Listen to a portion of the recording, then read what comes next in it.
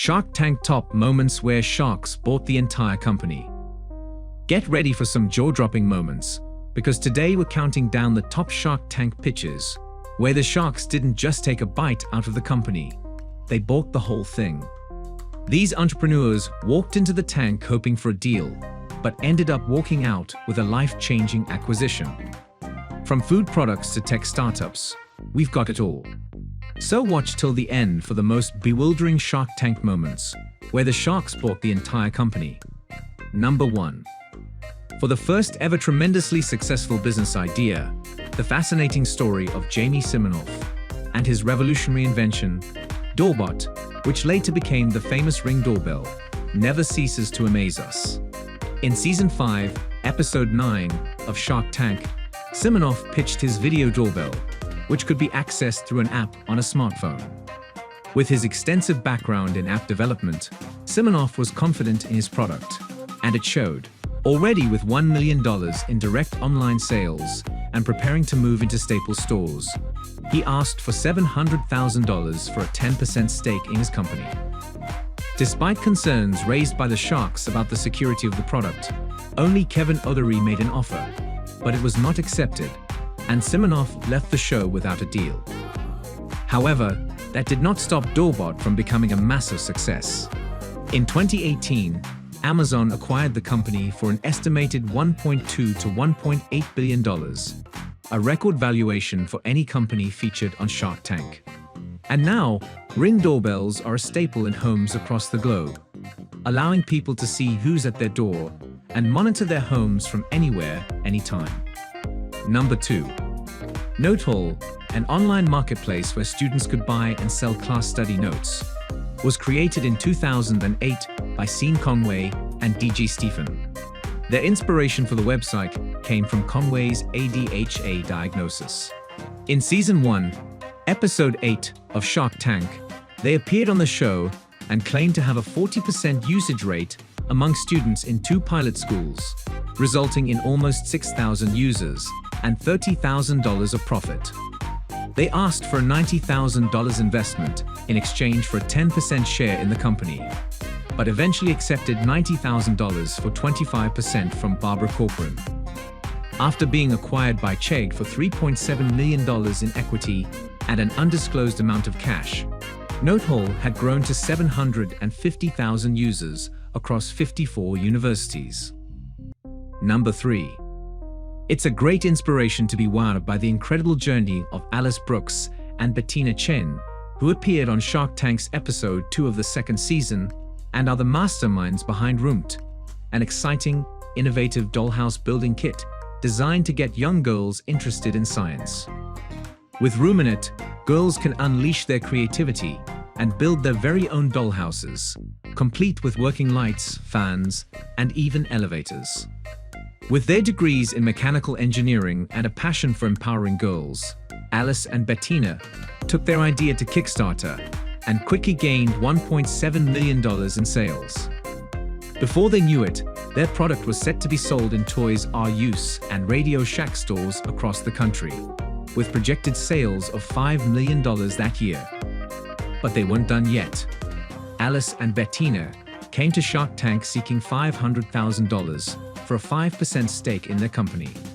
While all the sharks were impressed, it was Mark Cuban who saw the potential and jumped at the chance to invest. He offered the full amount on one condition: his daughters would be involved in the project, and Alice and Bettina would mentor them.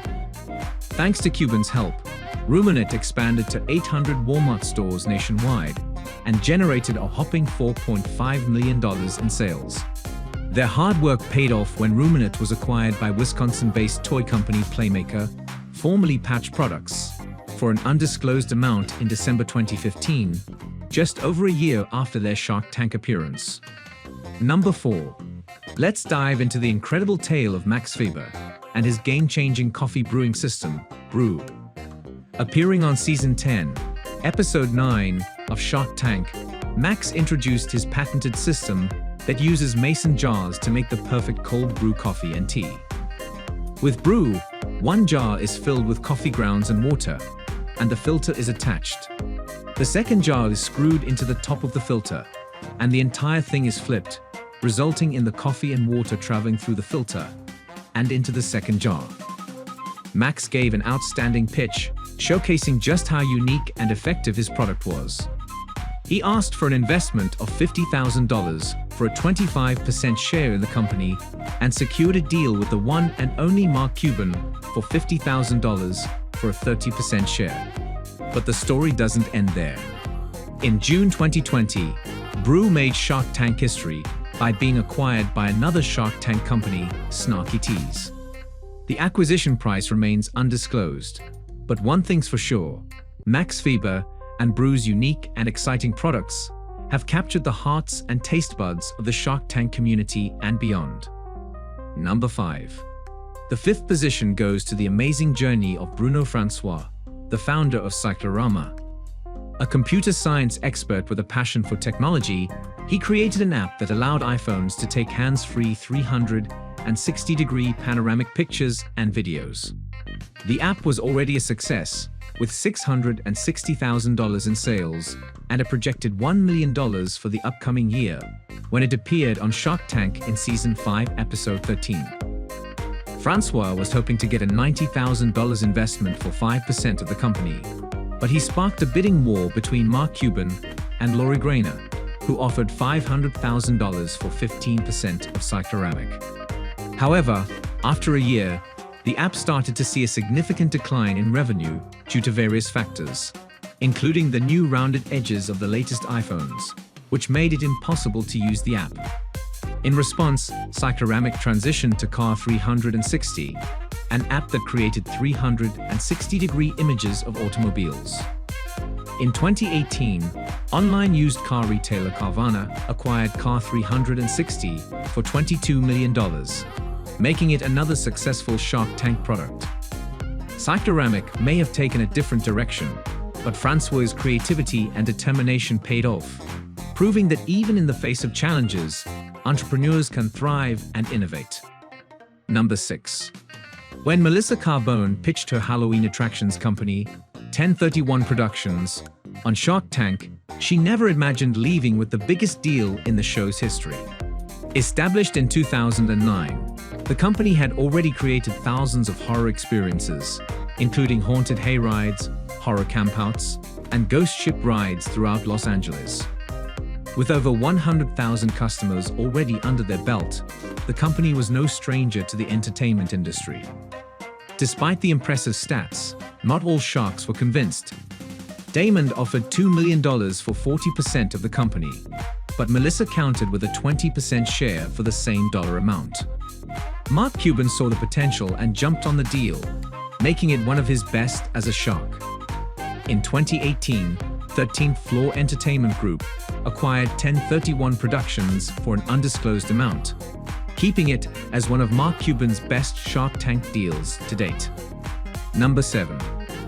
Ben and Ariel Zweifler established Pupbox after struggling to find suitable products for their new puppy, Maggie.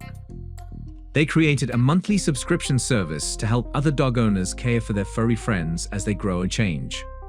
In 2016, just 2 years after launching, they brought Pupbox to Shark Tank with a business background that had already generated around $270,000 in sales.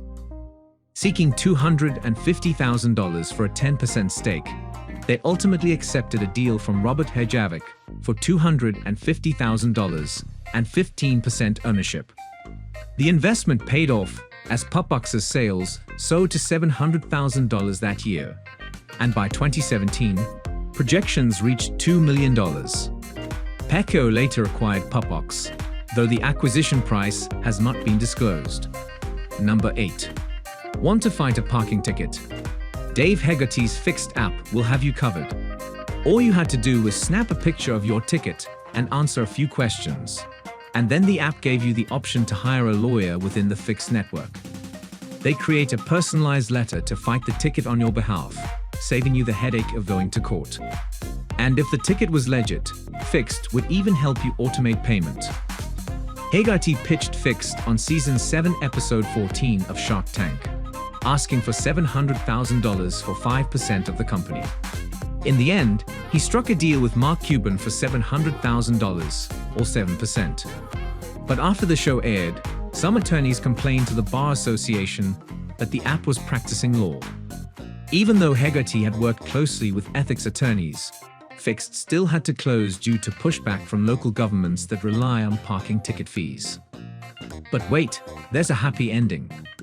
6 months after appearing on Shark Tank, Fixed was acquired by Logix, now Oliver Technology, a legal/tech company that uses technology to deliver legal services. We don't know the exact terms of the acquisition, but it's clear that Hegarty's innovative idea made a big impact. Let us know which of the pitches you found to be the most interesting. Like, share, and subscribe to our channel. Stay tuned for the upcoming Shark Tank tales.